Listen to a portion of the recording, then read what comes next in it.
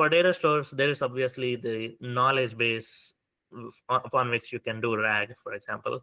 But these are some data that form part of the agentic system itself. One of them that I would think is pretty useful is what I would call a prompt repository. A prompt repository is just a very detailed collection of prompts, which there are just clues on how to solve certain tasks. They could also include very detailed clues on how to make a decision on which tool to invoke or what steps need to be taken to decompose a particular task, etc.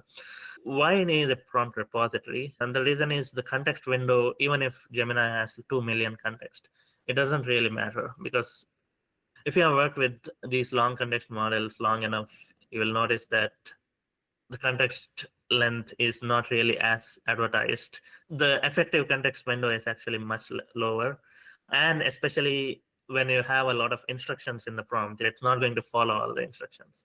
So rather than putting them in your prompt, you can have a large prompt repository, put everything there, and then during inference, it retrieves the relevant prompts and uses them as the basis to solve agentic tasks. And these prompts, it could contain anything from tips in task decomposition to tips on when and how to do tool selection and so on. The other thing is the memory management. And this is, again, context window is limited.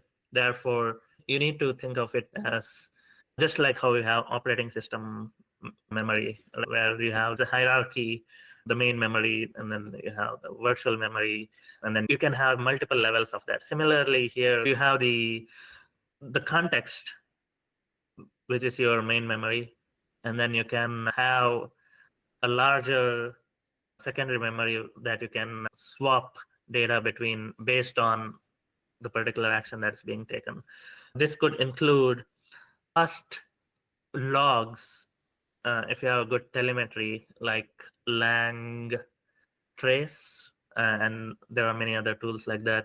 You can have those logs made available for the model so that the model can see what successful trajectories were taken in the past for similar queries. And there's a lot that can be done here to ensure seamless operation of agents, where you can smartly add things into the context just in time when the model is about to make a particular action and so on.